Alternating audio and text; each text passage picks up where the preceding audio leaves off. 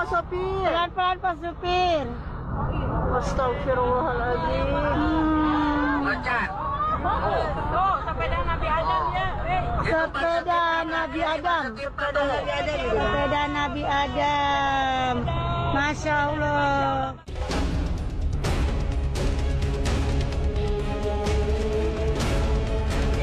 Sobat Islampedia, sempat viral di jagat dunia maya sebuah video yang menunjukkan keberadaan sepeda Nabi Adam di Arab Saudi. Video berdurasi 24 detik yang diduga direkam oleh seorang ibu asal Indonesia ini mengundang perhatian dari warganet. Banyak pula yang mempertanyakan, apakah benar itu sepeda Nabi Adam? Dan semua barang-barang yang berhubungan dengan Nabi Adam alaihissalam memiliki ukuran yang besar alias raksasa.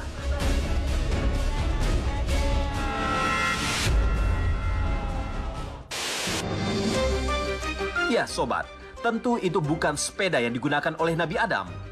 Patung sepeda raksasa tersebut berada di Al-Darajah Square dan menjadi salah satu monumen terkenal di Jeddah, Arab Saudi. Ternyata, sepeda setinggi 15 meter itu merupakan monumen karya arsitek Spanyol Julio Lafuente yang dibuat untuk mempercantik kota Jeddah pada pertengahan tahun 1982. Karena ukurannya yang besar itulah, banyak yang mengira bahwa itu adalah sepeda Nabi Adam. Lantas, sebesar apa sosok Nabi Adam alaihissalam sebenarnya?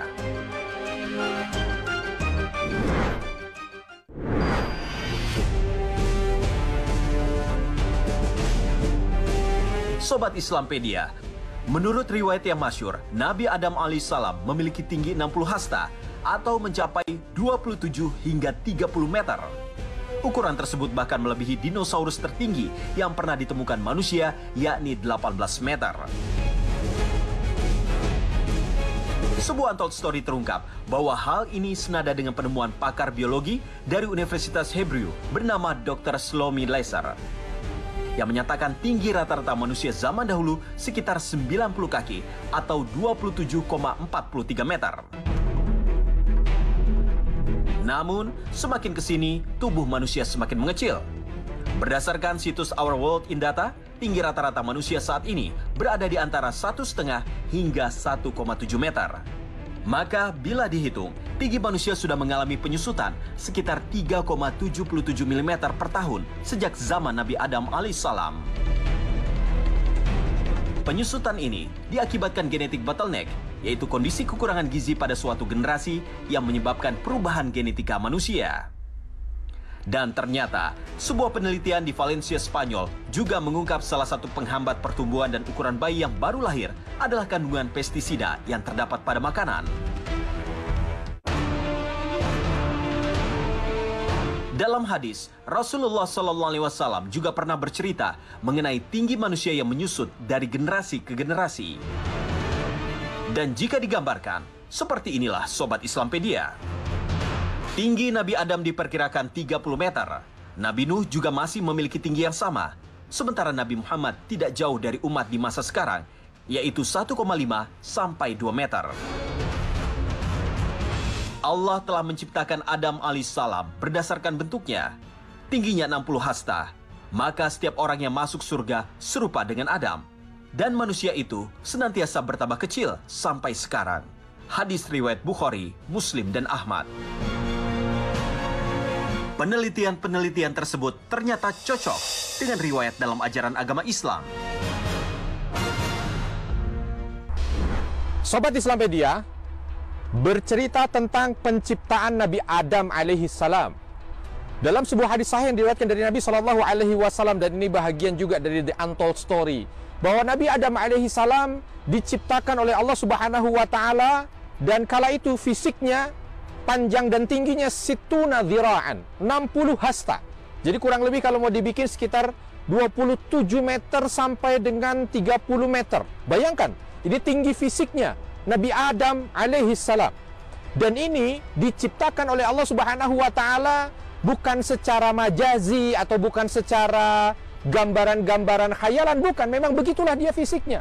Oleh karena itu Nabi SAW menyampaikan nanti manusia-manusia yang dimasukkan ke dalam syurga, maka dia memiliki fisik seperti Nabi Adam alaihissalam. Artinya setinggi kurang lebih sekitar 60 hasta, kurang lebih sekitar 27 sampai dengan 30 meter.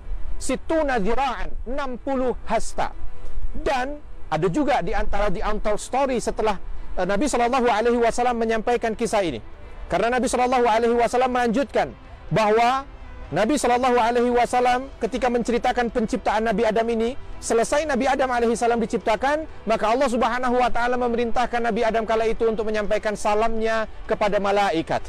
Dan Allah Subhanahu wa taala sampaikan, kau akan mendapatkan sesuatu yang lebih dari apa yang kau sampaikan dan apa yang kau berikan kepada para malaikat itu. Maka Nabi Adam alaihissalam datang kepada para malaikat menyampaikan salamnya. Assalamualaikum. Maka para malaikat kala itu menjawab dengan kalimat Waalaikumsalam warahmatullah. Jadi seolah-olah Allah Subhanahu wa taala ingin menyampaikan bahwa Nabi Adam alaihissalam ketika menyampaikan salam kepada para malaikat ini, lalu setelah itu malaikat menjawab dengan tambahan warahmatullah. Ini bahagian daripada hadiah yang diberikan dari malaikat kepada Nabi Adam alaihissalam, dan bahkan bukan hanya sekedar kepada Nabi Adam alaihissalam, tapi kepada seluruh anak cucu dari Nabi Adam alaihissalam. Sobat Islampedia, sebuah untold story menggelitik terungkap dari penciptaan Nabi Adam alaihissalam. Ternyata reaksi pertama yang terjadi pada tubuh Nabi Adam ketika ditiupkan ruhnya adalah bersin.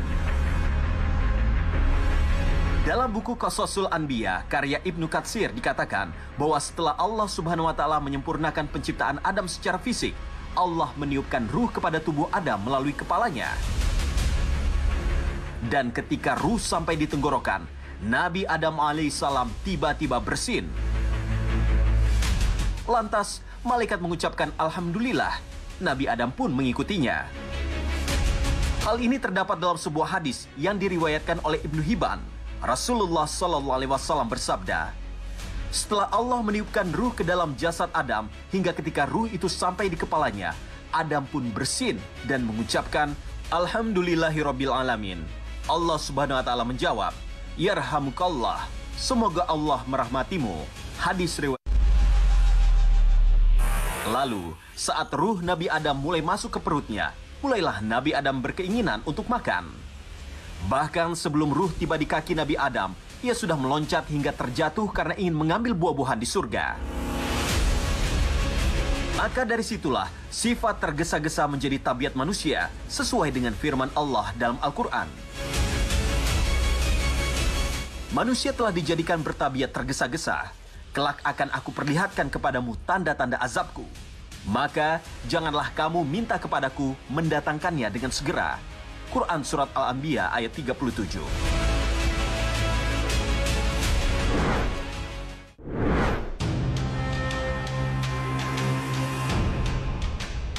Sobat Islampedia, pakaian apa yang dikenakan Nabi Adam ketika turun ke bumi? Apakah ia menutup tubuhnya menggunakan daun sebagaimana yang sering kita lihat pada film-film barat? Sejumlah ulama menafsirkan ketika Nabi Adam dan Hawa diciptakan dan diturunkan ke bumi, mereka dalam keadaan tidak berbusana. Lalu menurut Imam Ibnu Katsir, Allah mengajarkan kepada mereka untuk menjadikan bulu domba sebagai penutup aurat. Keduanya mencukur bulu domba, memintalnya, lalu menenunnya. Dikatakan bahwa Nabi Adam alaihissalam membuat pakaian berupa jubah dari bulu domba itu, sementara Hawa membuat pakaian panjang dan penutup kepala. Sebagaimana dijelaskan dalam firman Allah Subhanahu wa taala. Wahai anak cucu Adam, sungguh kami telah menurunkan kepadamu pakaian untuk menutupi auratmu dan bulu sebagai bahan pakaian untuk menghias diri. Akan tetapi, pakaian takwa itulah yang paling baik. Yang demikian itu merupakan sebagian tanda-tanda kekuasaan Allah agar mereka selalu ingat. Quran Surat Al-A'raf ayat 26.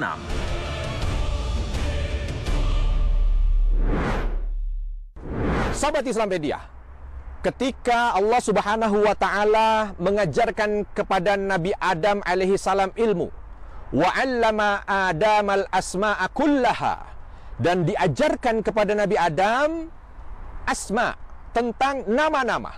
Bagaimana maknanya?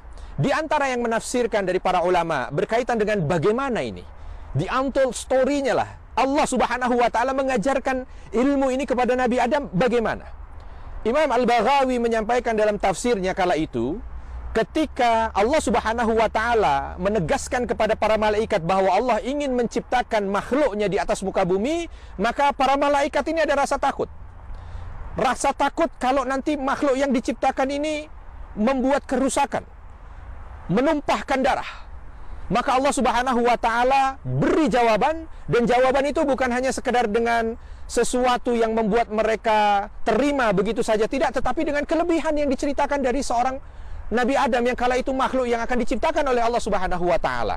Dan ketika Allah mengajarkan ilmu pengetahuan itu kepada Nabi Adam alaihi salam, maka seketika malaikat kala itu pun langsung bertasbih kepada Allah, memohon ampun kepada Allah, karena ternyata apa yang mereka fikirkan salah. Dan ternyata apa yang akan Allah Subhanahu wa taala ciptakan dari makhluknya yang bernama manusia ini memiliki kelebihan di antara makhluk yang pernah Allah ciptakan di jagat raya ini. Apa dia? Ilmu. Oleh karena itu, Syekh Jalaluddin ketika menyampaikan tentang tafsiran bagaimana Allah Subhanahu wa taala mengajarkan ilmu ini kepada Nabi Adam alaihissalam dalam kitabnya Tafsir Jalalain, beliau menyampaikan bahwa mengajarkannya dengan langsung memberikan ilham di hati seorang Adam alaihissalam, sehingga Nabi Adam alaihissalam kali itu mengetahui semua nama-nama makhluk yang pernah Allah ciptakan, dari yang awal sampai dengan yang akhir. Bahkan dari riwayat yang disampaikan oleh sahabat yang mulia Ibnu Abbas radhiyallahu anhu, bahkan sampai mangkuk besar dan mangkuk kecil pun Nabi Adam tahu. Dan ada juga yang menyampaikan bahwa diberikan pemahaman itu, diantaranya adalah Imam Baydawi, diberikan pemahaman itu adalah pemahaman tentang nalar, pemahaman tentang bagaimana bekerjanya otak, sehingga mampu untuk bisa menciptakan sesuatu, berkreasi, dan lain sebagainya. Dan ini menjadi bekal bukan hanya pada Nabi Adam, tapi nanti untuk seluruh anak cucu Nabi Adam alaihi salam.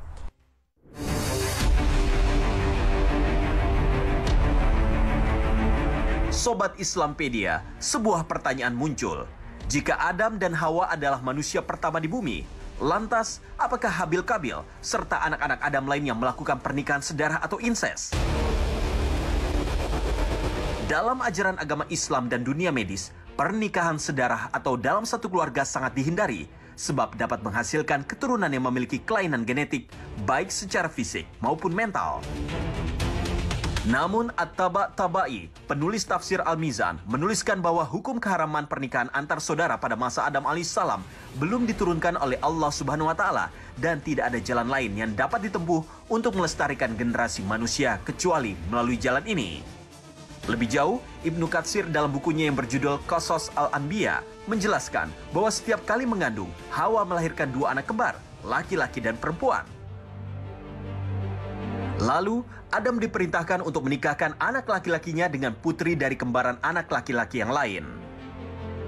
Ini berarti Allah telah memberikan petunjuk agar anak-anak Nabi Adam melanjutkan keturunannya melalui pernikahan silang, bukan dengan saudara kembar yang lahir bersamaan.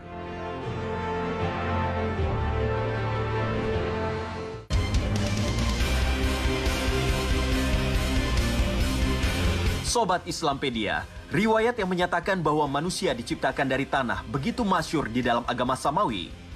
Demi menentang sebuah teori kontroversi yang pernah mengejutkan dunia dari Charles Darwin.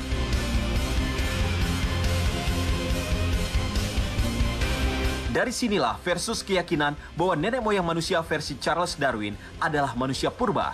Sementara dalam Islam, nenek moyang kita adalah Nabi Adam alaihissalam.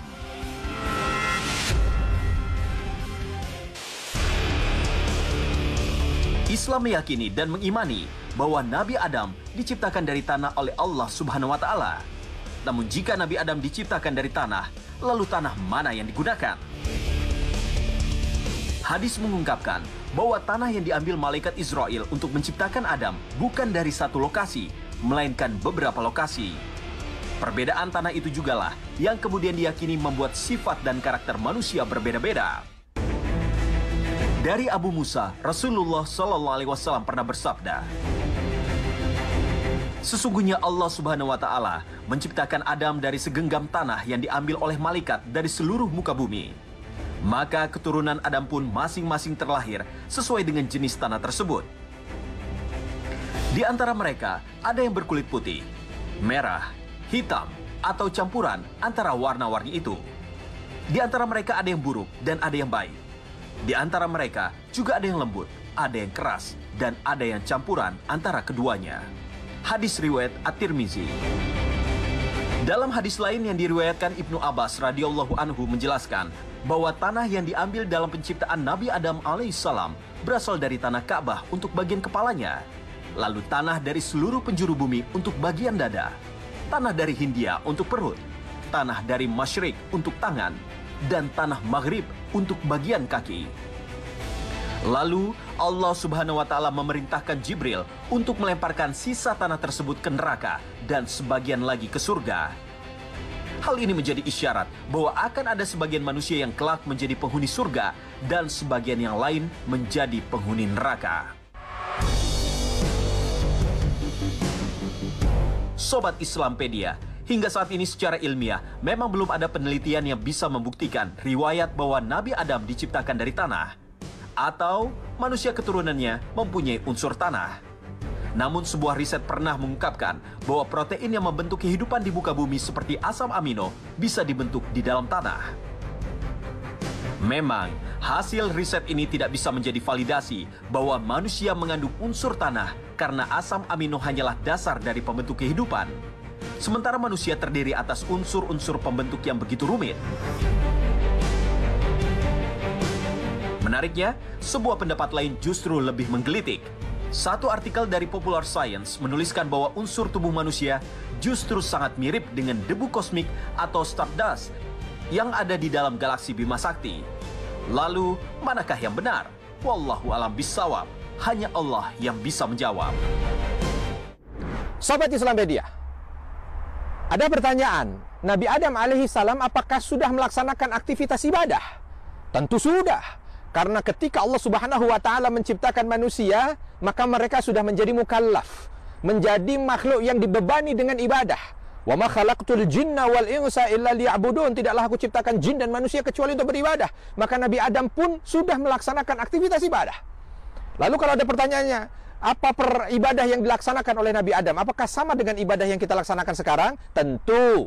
Ketika berbicara tentang ibadah yang dilaksanakan oleh Nabi Adam, kita perlu untuk merujuk dari apa yang disampaikan oleh Allah Subhanahu wa Ta'ala. Kalau kita lihat isyarat dalam Al-Quran, maka Nabi Adam alaihissalam mendapatkan tugas ibadah, beban ibadah seperti dengan apa yang ada pada kita.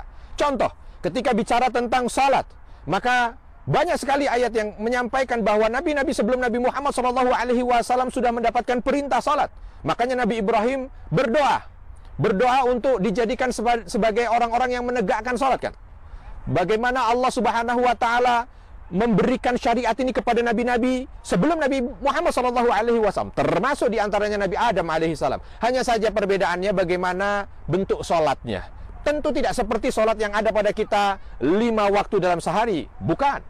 Begitu juga ketika kita bicara tentang puasa, Allah Subhanahu wa Ta'ala sudah memberikan isyarat juga bahwa puasa ini bukan hanya diwajibkan untuk kita sebagai umat muslim, tetapi umat sebelum kita juga sudah diwajibkan. Tentu ini nabi-nabi sebelum Nabi Muhammad, termasuk Nabi Adam pun sudah diwajibkan tentang kewajiban itu. Hanya berbeda. Contoh, Nabi Daud berbeda puasanya dengan Nabi Muhammad SAW. Termasuk diantaranya ada beberapa riwayat yang menceritakan tentang haji. Kala itu ketika Nabi Adam alaihissalam diturunkan ke atas muka bumi ini bahagian daripada di Untold Story, ya, kisah tentang haji. Ada riwayat yang menyampaikan bahwa ketika Nabi Adam alaihissalam diturunkan ke atas muka bumi ini, bersamaan dengan itu Allah Subhanahu wa Ta'ala turunkan Baitullah, turunkan Ka'bah. Lalu ketika Ka'bah ini ada di posisi yang sekarang ada, maka kala itu Nabi Adam alaihissalam diperintahkan oleh Allah untuk tawaf di seputaran Ka'bah itu dan melaksanakan haji. Maka ada beberapa riwayat bahwa Nabi Adam alaihissalam melaksanakan haji sampai 40 kali. Akan tetapi ketika masa zaman Nabi Nuh alaihissalam, di saat bah itu datang, maka Ka'bah ini diangkat.